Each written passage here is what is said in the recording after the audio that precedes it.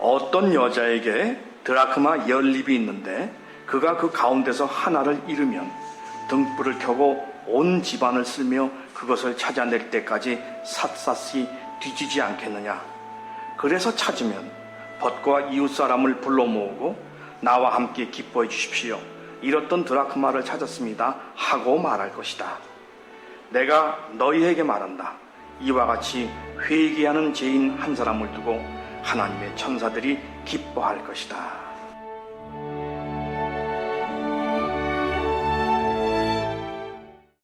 벌써 오래된 얘기죠. 이범조가 목사 안수를 받을 때 일입니다. 연회 때 목사 안수 받지 않습니까? 그러니까 온갖 목사들이 다 오지요. 예, 제가 안수 받는 날, 선배 목사님 한 분 만났습니다. 입이 굉장히 걸지죠. 야, 너 안수 받냐? 아이, 사기꾼 새끼 또 하나 늘었네. 야, 이 새끼야, 내가 너한테 정말 진지한 얘기 하나만 할게. 너 있잖아, 설교하려고 성경책 펼치지 마라. 네가 깨지기 위해서 성경책 펼쳐. 그리고 네가 깨진 거 그거 갖고 설교해. 알았지? 그리고 휙 가버렸습니다. 무서운 말이더라고요. 무서운 말이더라고요.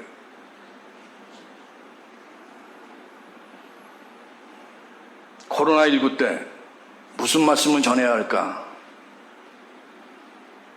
근데 제가 성경에 펼치다가 저한테 찔리는 말씀을 만나서 오늘 극히 개인적인 찔림을 설교의 주제로 삼아 여러분들에게 전하게 됐습니다. 여러분들에게 해당 아니 될 수도 있습니다. 너그러이 해량해 주시기 바랍니다. 예수께서 파라벨, 그러니까 비유를 시작하셨습니다. 어떤 여자에게 드라크마 10립이 있었는데 그 중에 하나를 잃어버렸습니다. 단순하면서도 짧은 말씀으로 시작하셨지만 예수님의 말씀을 듣는 유대인들은 금세 알아차렸죠. 아하, 어떤 상황을 두고 말하는지를 이내 알아차렸습니다. 가난한 집 여인에게 결혼할 때 남편이 사랑의 증표로 건네준 목걸이가 있었습니다. 이 목걸이는 드라크마 동전 10개를 꿰어서 만든 거죠. 그런데 그중 드라크마 1개를 잃어버린 겁니다. 드라크마는 예수 당시 노동자의 하루 품삯에 해당되는 가치를 지녔다고 해요. 근데 예수께서는 동전 1개를 잃어버린 여인이 취할 2가지 행동을 당연히 그 여인이 해야만 할 처신으로 언급하셨습니다. 유대인이라면 그런 상황에서 마땅히 할 것이라 여겨지는 행동을 언급하신 거죠. 그 여자는 등불을 켜고 온 집안을 쓸며 샅샅이 뒤지지 않겠느냐. 찾으면 이웃 사람을 불러 모으고 그러니까 잔치를 벌이며 말하지 않겠느냐. 잃어버린 드라크마를 찾아서 무척이나 기쁘다고. 여기서 우리는 유대인들의 가치관을 살짝 엿볼 수 있습니다. 앞서 말씀드린 대로 드라크마 10립으로 만든 목걸이는 남편의 사랑이 담긴 증표지요. 근데 이 목걸이에는 드라크마 10개의 화폐 가치와 더불어 이를 넘어선 추가적인 가치가 부여되어 있습니다. 근데 이 추가적 가치는 화폐로는 계량할 수가 없죠. 물론 이 여인이 잃어버린 드라크마 대신 다른 드라크마 하나를 슬쩍 집어넣어서 이를 보충할 수 있습니다. 그래서 사태를 매끄럽게 해결할 수도 있지요. 하지만 그렇게 되면 아예 목걸이 자체가 사랑의 증표라는 가치를 잃어버립니다. 슬쩍 집어넣었던 그 드라크마 하나 때문에. 사랑은요, 철저히 신의의 문제죠. 남편은 물론이고 자신을 스스로 속이지 않겠다는 진실에 대한 약속 이행의 행위입니다. 따라서 여인은 결사적으로 잃어버린 그 한 드라크마를 찾기 위해 집안을 온통 뒤집죠. 그리고 마침내 찾으면요, 어이없는 일을 벌립니다. 동네 사람을 불러 모아 잔치를 벌이는 거죠. 잔치는 솔직히 한 드라크마보다 더 많은 비용이 들 거예요. 그렇지 않겠어요? 게다가 이 여인은 불러 모은 동네 사람들에게 굳이 털어놓지 않아도 될 고백을 들려줍니다. 잃었던 드라크마를 찾았다고 하면서 자기 목에 건 완전한 목걸이를 그들에게 보여주는 거지요. 여인은 도대체 왜 이런 행동을 하는 걸까요? 그리고 동네 사람들은 왜 이런 이야기를 듣고 함께 기뻐하는 걸까요? 고대 사회에서는 여인에게 요구되는 최고의 덕목이 정절이었습니다. 정절. 이 정절이 오늘날의 눈으로 보면 여성에게 강제되는 고리타분한 덕목일 수도 있겠습니다. 그러나 일단 예수의 비유를 이해하고자 하면 고대인의 가치 덕목을 무조건 부인할 게 아니라 고대인의 눈으로 봐줘야만 하죠. 고대인들은, 그러니까 팔레스티나만이 아니겠죠. 고대인들은 여인의 정절을 높이 존중했으며 그 때문에 향촌 사회의 성원들이 이를 서로 고무 격려했다는 것을 우리가 이해해야만 합니다. 조선시대에도 동네마다 정절비가 있었어요. 그렇죠? 그러니까 정절을 지켰다는 여인의 자부심, 정절을 지킨 여인에 대한 향촌 공동체의 인정. 근데 이게 향촌 공동체의 명예가 되기도 합니다. 그리고 결국엔 너와 나 모두가 기쁜 사건으로 마무리. 이상과 같은 배경을 지닌 비유를 말씀하신 예수께서는 덧붙이십니다. 회개하는 죄인 한 사람을 두고 하늘에서는 이처럼 기뻐한다고. 여기서 목걸이에서 이탈한 드라크마 하나와 회개하는 죄인은 동치관계에 놓여 있죠. 그렇죠? 잃어버린 드라크마 하나, 그리고 회개하는 죄인. 따라서 회개하는 죄인은요, 특이한 성격을 가지고 있습니다. 첫째, 이 죄인은 확실히 회개해야만 할 죄를 범했어요. 살인? 도적질? 폭행? 그런 거 아니에요. 이탈했습니다. 이탈했는데 뭔 그게 어마어마한 죄야? 아니요. 이 죄인은 확실히 회개해야만 할 죄를 범했습니다.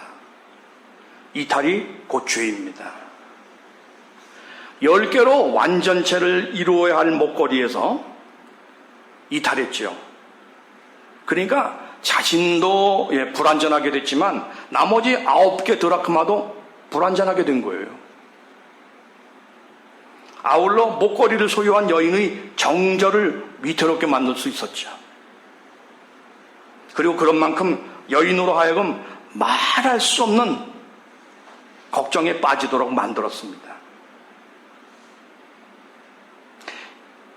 이 죄인의 두 번째 특성은 이렇게 말씀드릴 수 있습니다. 이 죄인은 누구도 대신할 수 없는 그만의 소중한 가치를 지녔다. 죄인인데요, 가치를 지녔어요.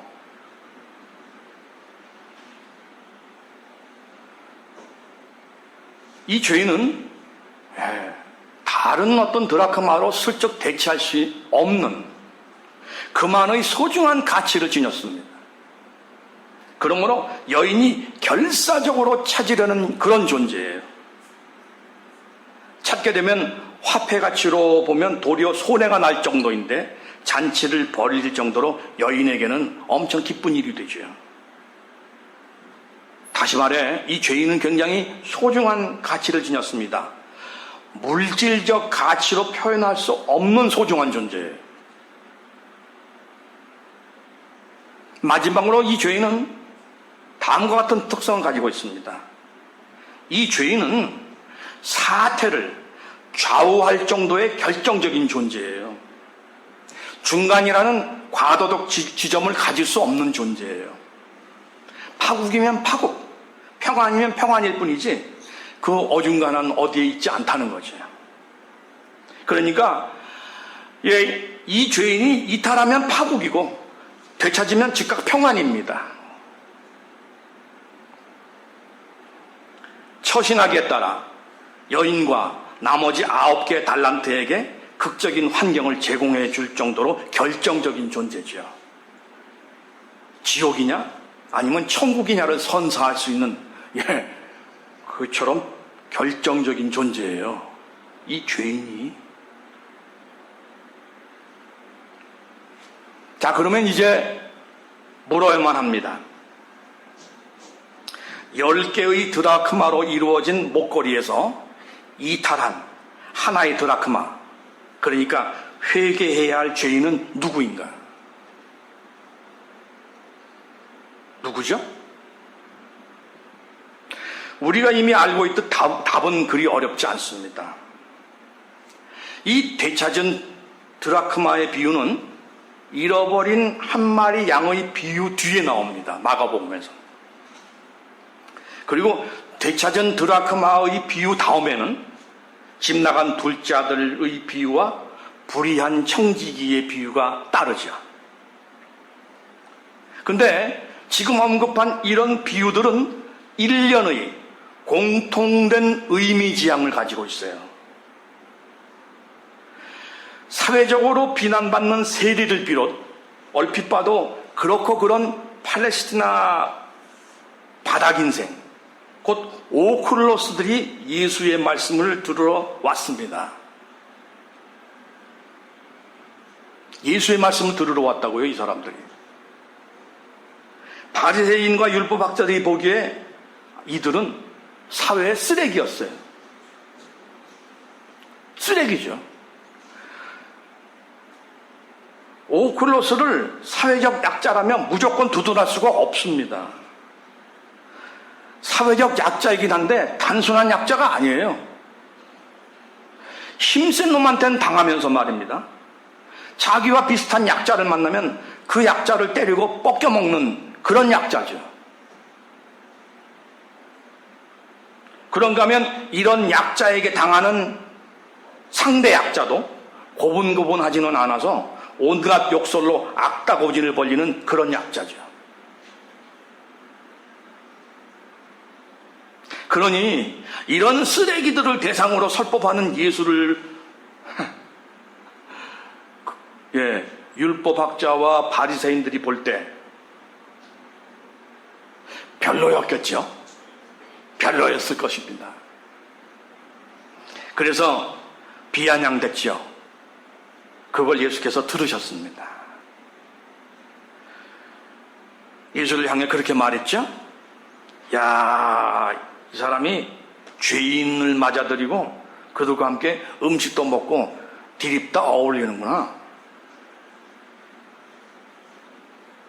예수께서 이걸 들으셨습니다.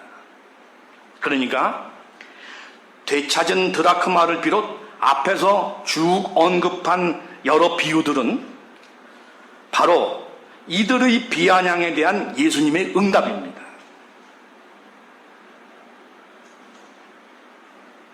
그러니까 이 비유를 듣는 사람은 두 부류예요.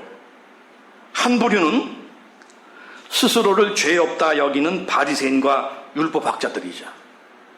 예수님의 비유는 바로 이들을 향해 직격하고 있습니다.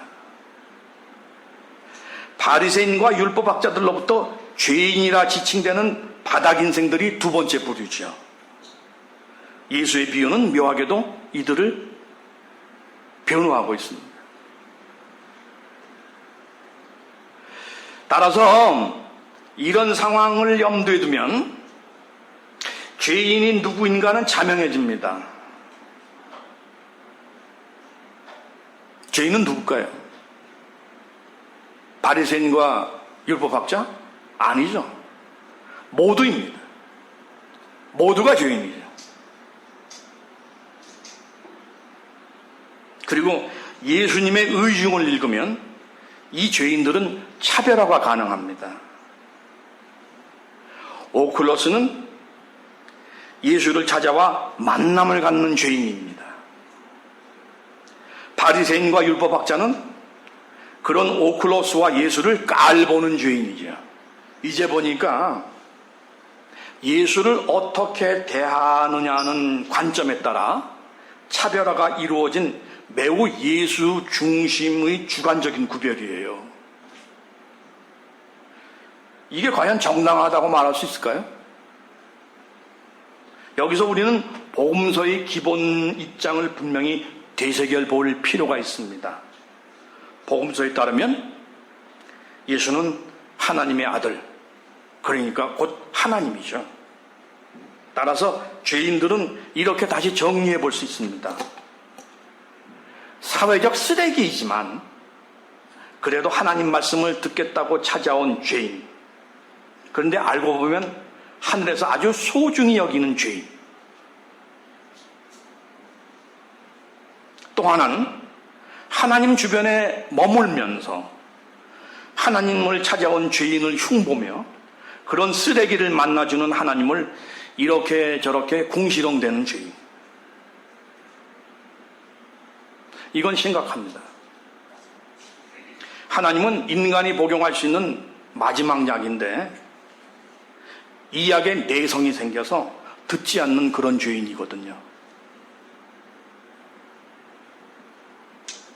그래서 심령의 시력이 망가져 오클로스를 하늘에서 굉장히 소중히 여기고 간절하게 찾는다는 사실을 전혀 깨닫지 못하는 죄인이 된 거죠. 그러니까 이들은 하늘이 소중히 여기는 존재를 전혀 소중히 여기지 않는 그런 존재입니다. 이곳에 참집한 우리 모두도 하나님 주변에서 살아가는 사람들입니다.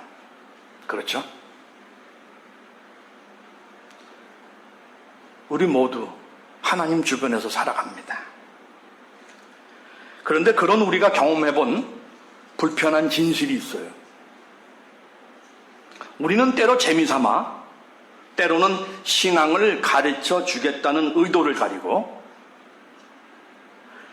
신앙생활이 초짜인 사람에게 기도 한번 해보라고 시킵니다. 그리고 저는 내심 놀라게 되죠. 글쎄 그 초짜의 투박한 기도가 영적인 힘을 가지고 있음을, 언어적으로 매끄러운 우리의 기도보다 더 기도답다는 사실에 대해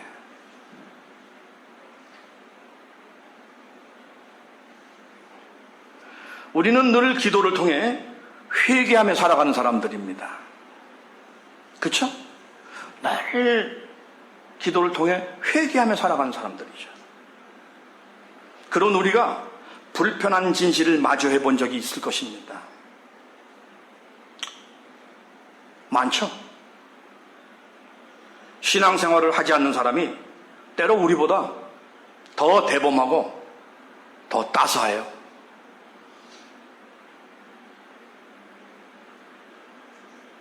그렇다고 우리가 영위하는 신앙이 무의미하다는 뜻은 결코 아닙니다. 아울러 믿지 않는 사람이 다 선하다고 말하는 것도 결코 아닙니다. 하지만 우리가 더 속 좁고 더 치사할 때도 있음을 부인할 수 없습니다. 그렇게 많이 회개했는데, 그렇게 많이 회개했는데,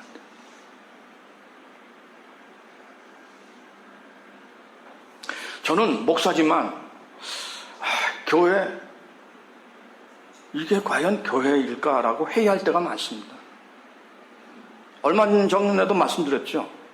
교회 안에는 40-50년을 그 교회에서 신앙생활을 해온 노 권사님들이 많아요. 장로님들도 있죠. 근데 사이가 안 좋아요. 아시잖아요. 사이가 안 좋아. 서로 질투하고 서로 뒷소리하고.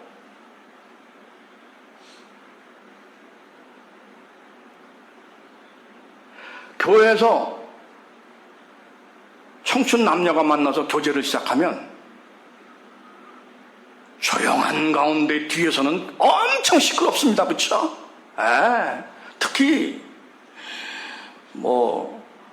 여자 청년이 굉장히 잘생겼고 된 듯 싶으면 남자 청년을 향해서 무수히 많은 권사들이 얘기하죠. 걔 무슨 권사 아들이지? 그 권사 쓰레기야. 그 아들놈도 쓰레기지. 질투하는 거죠. 그죠? 교회 안에서 만나가지고 남녀 청년이 결혼에 이르기 정말 어렵습니다. 왜 이렇게 말이 많어?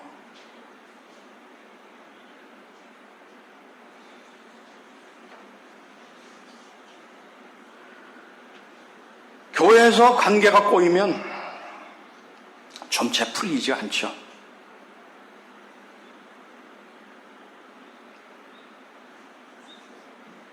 이런 면에서 예수님의 비유는 중의적 해석이 가능할 수도 있습니다. 잃어버린 한 마리 양은 사회적 바닥인생 오클로스일 수도 있지만 바리새인과 율법학자일 수도 있습니다. 이탈한 드라크마 하나 역시도 사회적 쓰레기 오클로스일 수도 있지만 바리새인과 율법학자일 수도 있죠. 하나님과 지근거리에 있음에도 실제로는 멀리 방황하고 있는 예수쟁이들 적지 않죠. 예배에 참석해 하나님과 시공간을 함께 하고 있음에도 불구하고 감격이 없고 그냥 무념무감해서 영적 갈급을 느끼는 그런 예수쟁이들 많죠. 영적 외로움을 곰씹는 예수쟁이들 많습니다. 이상하지만 이런 이탈 상태가 되면 돌아와야 한다는 걸 알면서도 그 발걸음을 돌리기가 쉽지가 않아요. 우리 많이 경험하잖아요. 이러면 안 되는데. 이러면 안 되는데. 근데 그걸 계속 하고 있는 거예요. 이러면 안 되는 거. 근데 그런 인간이 말입니다. 오늘 꿈 잘 꿨네. 복권 사러 가야지. 악착같이 삽니다. 아닌가요?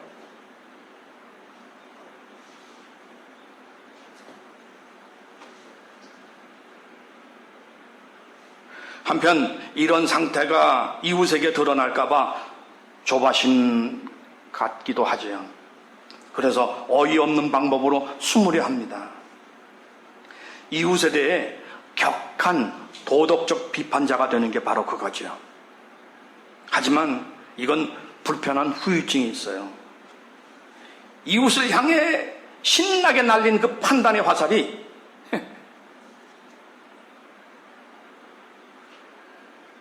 자기에게도 면제가 되면 안 된다는 걸 알고 있잖아요. 이웃을 향해 열불나게 날린 판단의 화살에 자기도 맞아야만 한다는 사실을 너무도 잘 알고 있기 때문에 이웃을 향해 도덕적 비판을 날린다고 해피하지 않아요.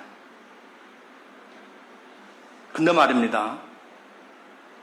중요한 사실은 또 있어요. 이처럼 엉거주춤 시간 못 보내는 나로 해서 하나님과 이웃이 속절없이 어려움에 놓이는 거죠.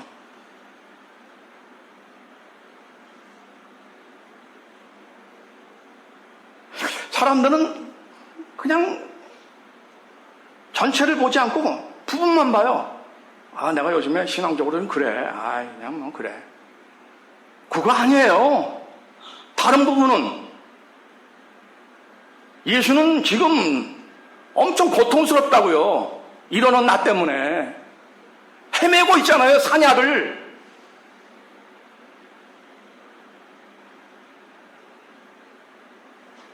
신앙의 동지들도 고통스럽죠. 방황하는 나 때문에.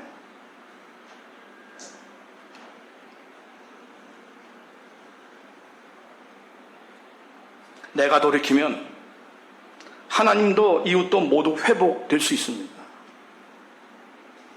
나는 그만큼 문제의 존재이기도 하지만 동시에 소중한 존재예요. 그 때문에 하나님이 나를 찾아 헤매고 다니시죠. 그 때문에 이웃이 자기도 사는 게 버거운데 그래도 중보기도 하느라고 무릎 꿇고 매달리죠.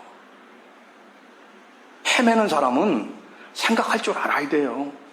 그냥 나 개인의 일이라고요? 아니라니까요.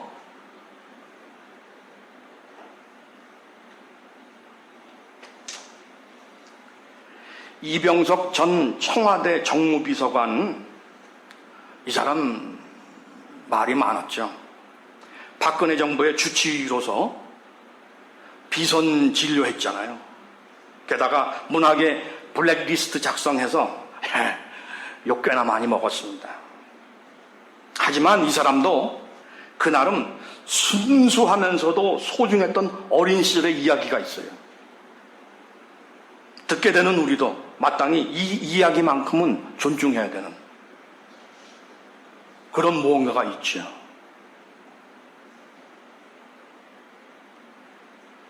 일인칭어법으로 제가 소개해드립니다.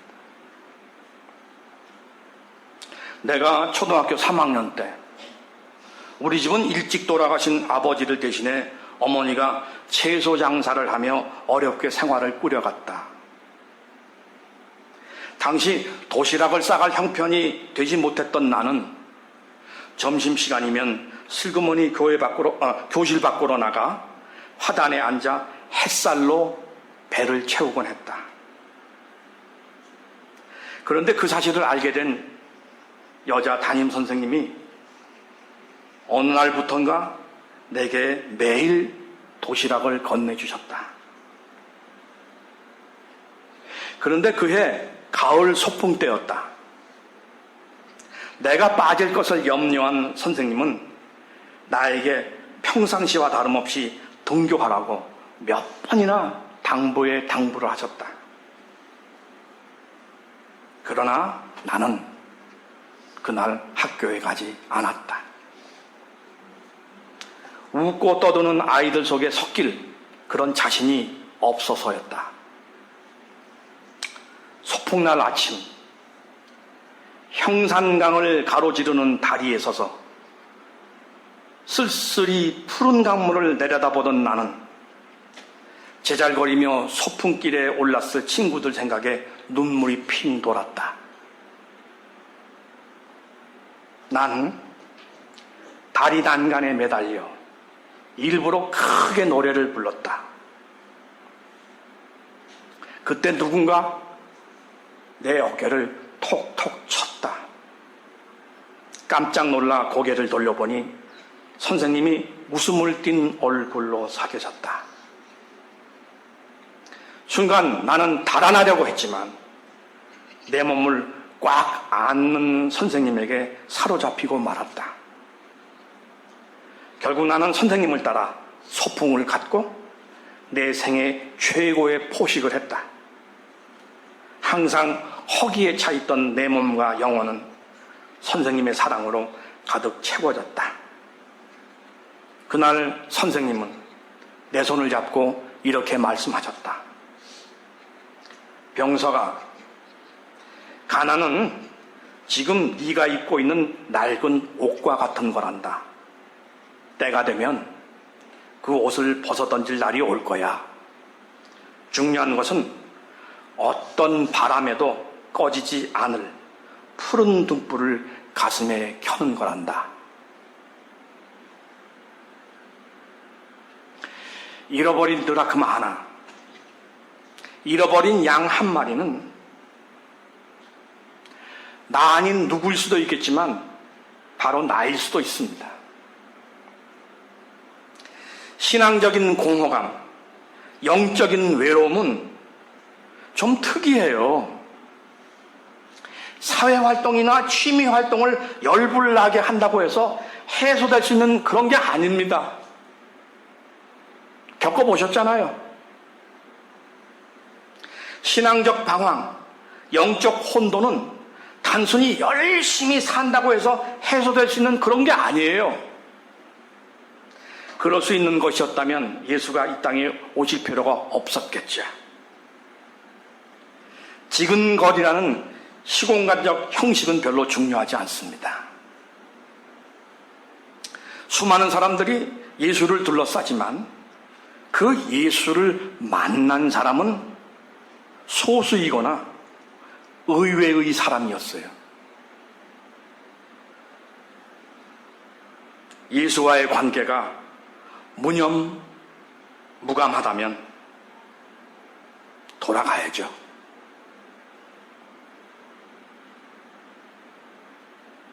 문 밖에 서 계십니다. 회복해야죠. 그리고 나서 또 하나의 예수가 되어 이 다른 드라크마와 다른 한 마리 양을 찾아 나서는 내가 되어야 합니다. 기도드리겠습니다.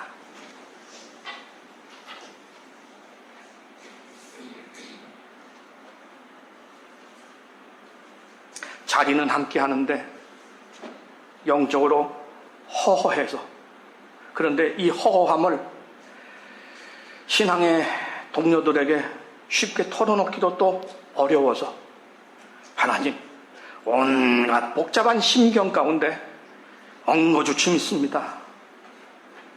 행동으로 옮겨야 되는데 왜 이렇게 하지 못하는지, 그래서 자신을 꾸짖어도 보지요.